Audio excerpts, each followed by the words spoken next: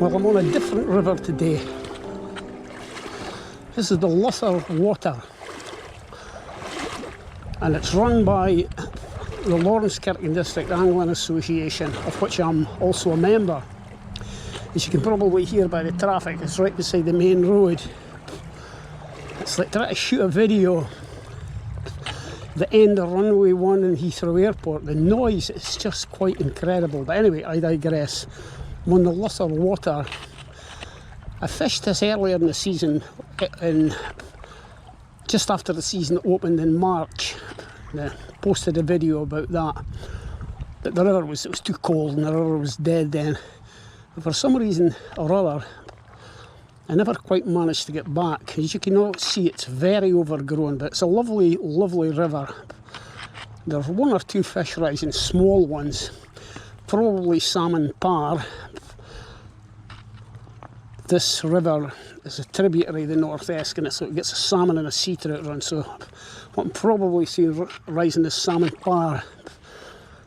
But anyway, I'm going to start nymph fishing in these riffles and see how I get on.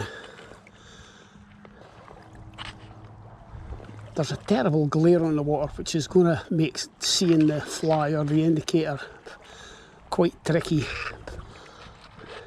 That silvery glare caused by the reflections of the grey sky. It's not too cold. It's about 17 degrees according to the car. So let's give it a go and see how we get on. Lovely riffle this. There used to be great fronds or ranunculus all down this stretch. I haven't actually seen any yet, which is a kind of weird.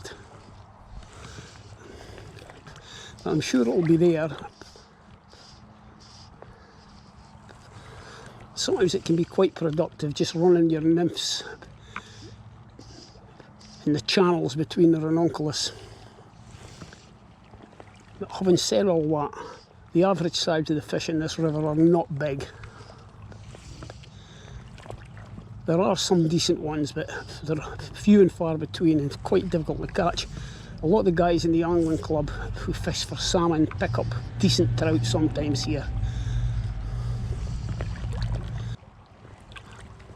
So I'll plug away with the nymphs for a wee while, see how we get on, and then switch over to dries if it gets too boring.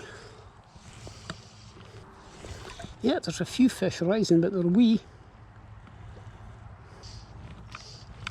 There we go.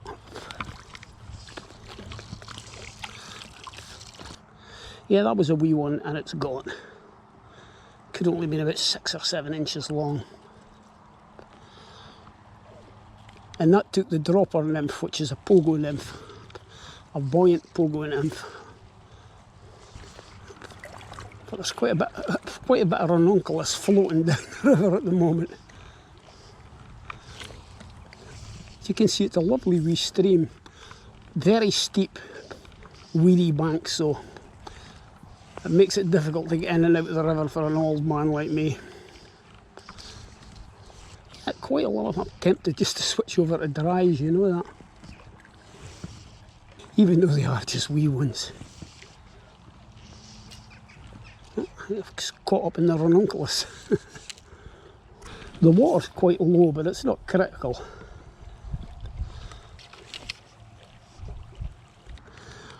Well, I'm on the dry fly now. I just got in such an unholy tangle there. I actually had to go back to the car and get a new leader, because I discovered I left them all in the bloody car. So that seems to be a good time to change over, because there's 1 or 2 fish rising. As I said earlier, they're not very big, but I just prefer to fish with the dry fly anyway. So let's give it a go. Big terrestrial like I was using the other day, the Elkzilla, mainly because I can see it. If I fish a smaller fly here, I won't see it.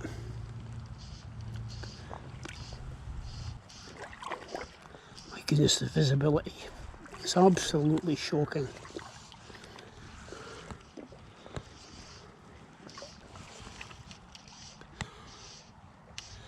It's still 1 or 2 fish rising. As I said, they look very small.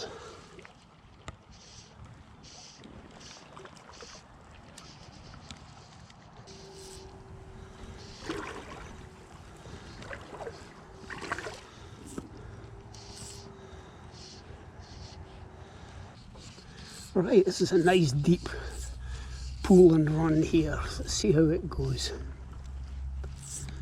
I can even see my fly, which is a big bonus. Well, at the moment anyway. I was just trying to remember the last time I fished here. Well, obviously it would be March, but I mean prior to that, I honestly can't remember. 2015 or something, I don't know why I haven't come back, because I really enjoy fishing here.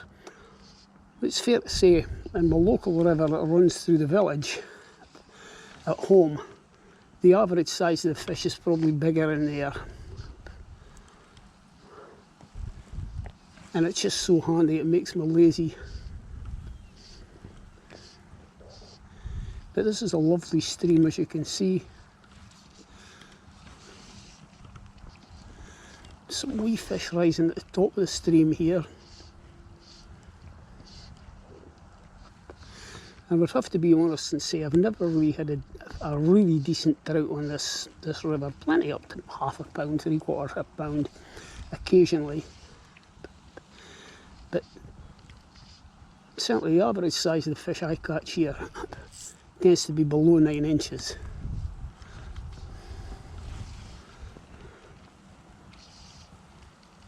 And there's a lot of salmon par, which can be a real pest. This is very deep water here. Just saw a fish rise just in front of me. Hard to say how big it was. Not that big, I don't think. We'll have a few casts over it anyhow, or a few casts over where I think it was. On this river, it's very much a case of getting into the water and staying in it, because the banks are so steep, so hard to get in and out. So just get in the water, just work your way upstream gradually, wading all the way. It makes it a bit exhausting. The bedrock in this area, it's all old red sandstone, so you've got to watch yourself. There's one or two bits here in this river where like sandstone crevasses. You step into one of those when you're wading, you'll never come out again. At the very least you're going to do is get an absolute soaking. Long fissures in the riverbed. So this bit here is okay, it's quite gravelly.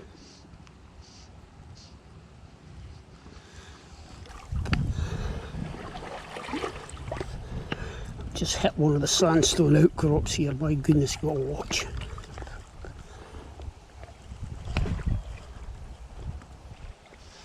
This is a lovely bit of water here.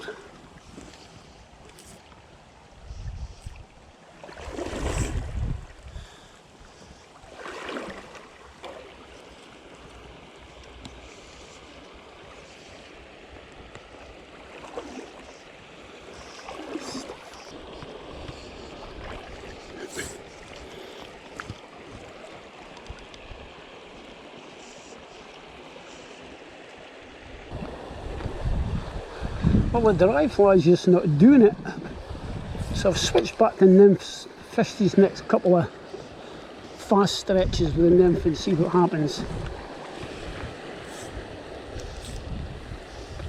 Looks like perfect nymphing water. There we go. Straight away.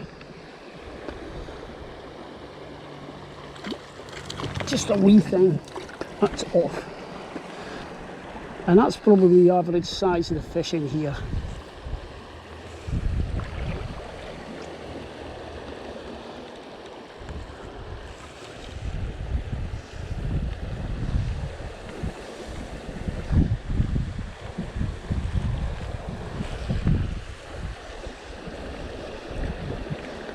So, a lot of tiny ones rising just in front of me here.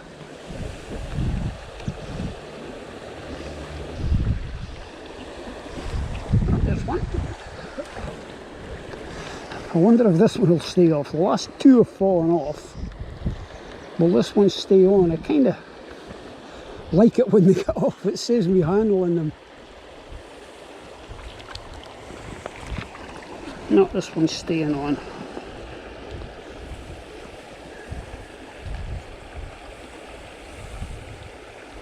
Yeah, not very big, but quite pretty. I think that one had a goat indicator there.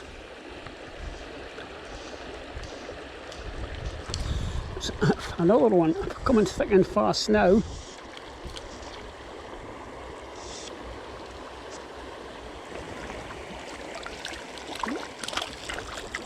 Just a wee litter fish.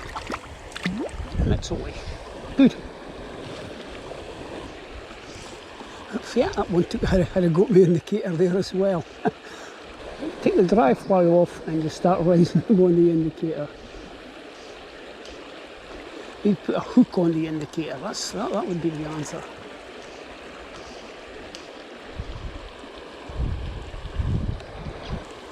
This is actually perfect nymph in water. Perfect depth and speed.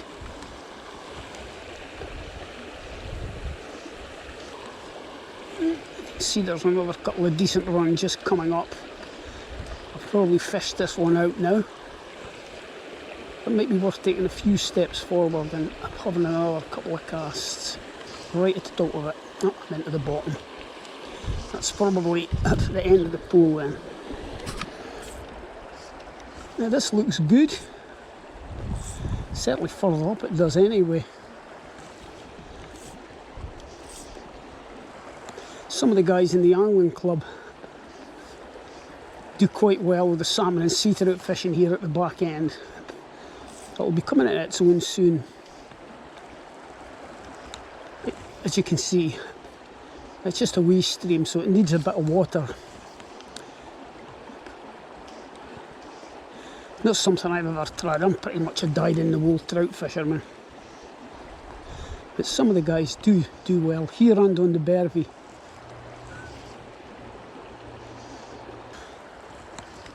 The club secretary, Eric,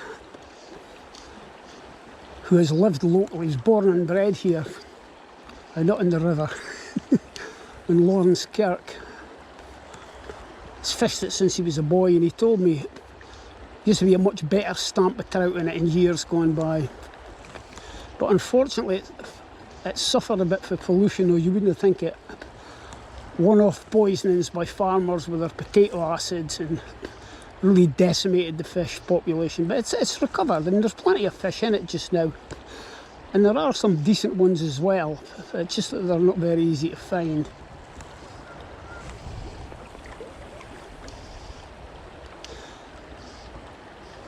But a river doesn't have to produce huge fish to be a nice place to fish. This is a delightful wee stream.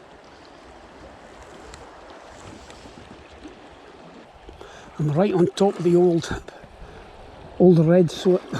red sandstone strata now, and it's polished and it's covered in fine weed, and it's absolutely lethal. Just as well I've got studs in these wading boots. It really is dangerous. The wind's really picking up now, which isn't helping with lobbing these heavy nymphs around.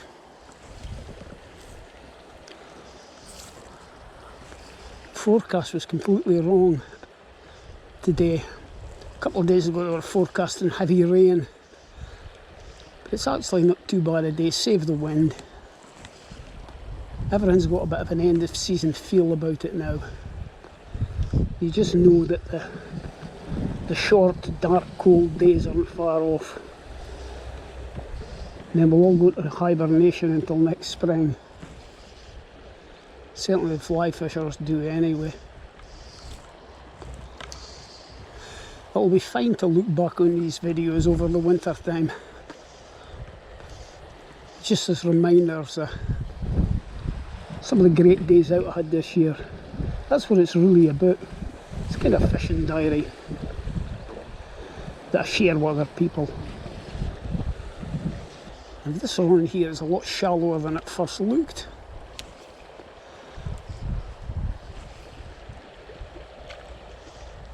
A couple of casts in here in the passing. It's a bit shallow, but you never know. Well, this is a lovely bit of nymphing water here.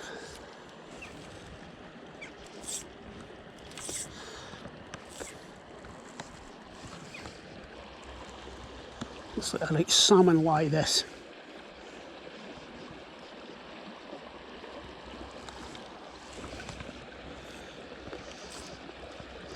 There's probably a few salmon lying in here at the moment, actually.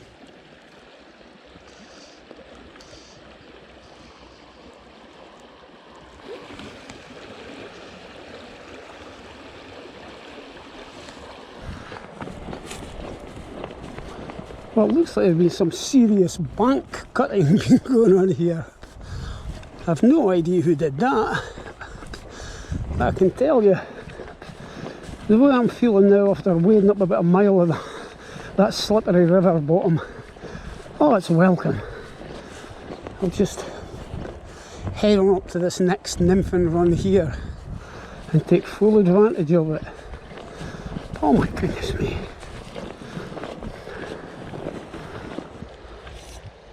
This is maybe a bit shallow, this run, but I'll give it a few casts anyway.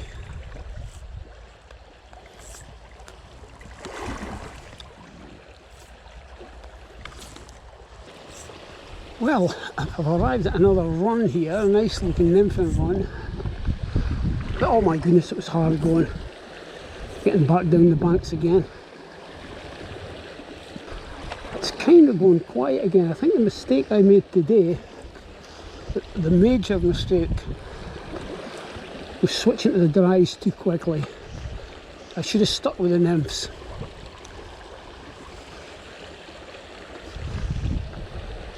There was certainly plenty of fish moving earlier on. I'm into the bottom. And I think maybe if I'd stuck with the nymphs I would have had more. Because this has got, I've got a bit of a sinking feeling here that it may be over for the day. But I've got a couple of more bits to fish. And then I'll probably just call it a day after that. Well, there's a tractor running along the top of the bank there, cutting. So that guy is my hero.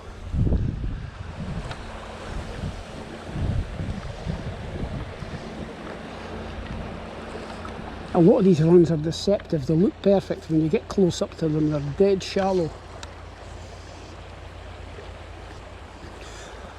Incidentally, if you enjoy these type of videos, you should check out this guy Chris, who fishes, I think it's Devon he fishes, and down to South England somewhere anyway, over a variety of smallish rivers, and he regularly produces videos that are very similar to this.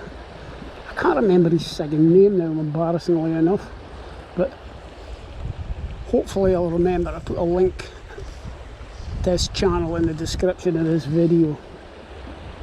Definitely worth checking out. Very quiet and relaxed. So the way fishing videos, but certainly the way I like fishing videos anyway. All that yelling and screaming and yee-hawing and hard rock music. Not really for me in a fishing video. But to each his own. Nothing new in here at all.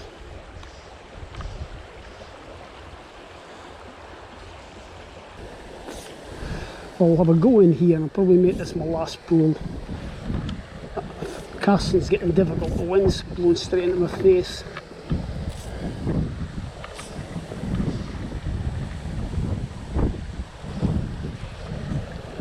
Yep, one or two fish rising here.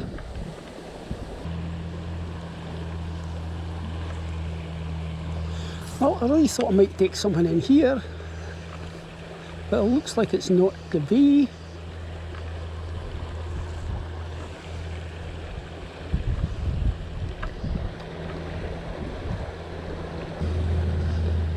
Not much happening. and I'm absolutely exhausted with the effort of just getting round this river and up and down the banks. I'm an old man now. Well, I really thought I would get a fish in here, but it's not to be, so I think I'll just wrap the video up there, chaps. Not the most productive day. I did get one or two fish, smallish, but it was just nice to get back to a place I haven't fished for years and years. Next season, hopefully,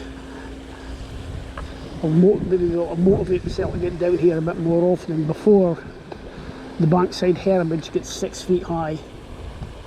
So yeah, we'll just wrap the video up there, chaps. Thank you all very much for... Oh, there's a fish. Almost wrapped the video up there too quickly.